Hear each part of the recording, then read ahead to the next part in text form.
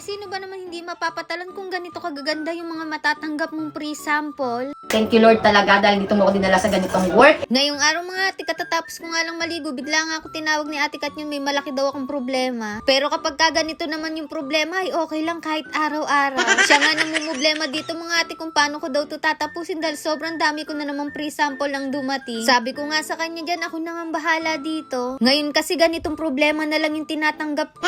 Mas marami, mas masaya. Halos puro gamit nga ito sa bahay ngayon. At alam nyo ba mga ate, hindi basta-basta. Kaya naman excited na ako talaga i-unbox to. At syempre para ipakita din sa inyo. Ito nga mga ate ay para ma-inspire din kayo. Nakakatuwa lang talaga kapag marami kang free sample. Alam nyo ba mga ate, dati rin hindi ako na-approve sa ganito. Pero ngayon sila na nga yung kumokontak sa atin. At tingnan nyo naman, meron naman tayo ditong bagong red chef. Yung pangarap kong mga cookware, halos makumpleto ko na talaga ngayon. At yung mga ibang cookware ko ngayon na-i-share ko na rin. At sa lahat nga ng naging cookware ko mga ate, ito yata yung pinakamahal. Grabe, nagulat talaga ako sa presyo nito. Pero napakaganda naman talaga ng cookware set na to.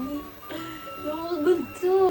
Tapos ang bigat nga quality talaga to ate ko. Stainless steel na yung cookware natin. Mas maganda talaga yung stainless steel mga ate ko eh. Buti na lang si Red Chef naglabas na rin ng stainless steel na cookware. Tapos ate ko, quality pa talaga siya. Pwede ka mamanalabing.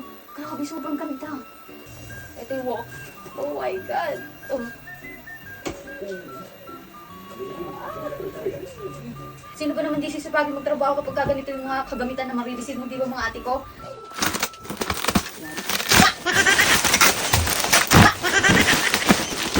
Siguro nakita niyo na kung ano to.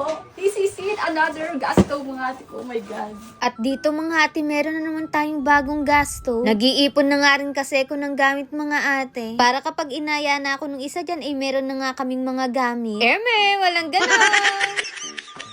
Grabe, tingnan mo naman. Ang bigat din niya ate ko. Stainless steel na yan mga ate ko. O diba? Nung nakaraan tempered glass yung ating kalan, ngayon naman stainless steel na. Tapos ito ate ko, may special featured nga tong kalan na to mga ate ko. Kahit iwanan nyo yan, nasesetan siya ng time dito. Yes, may timer na po siya. O diba? Hindi ka na masusunugan ng sinain mo kung may iba ka pang gagawin dyan. Hindi ka na masusunugan ng lulutuin mo kung meron ka pang ibang gagawin dyan.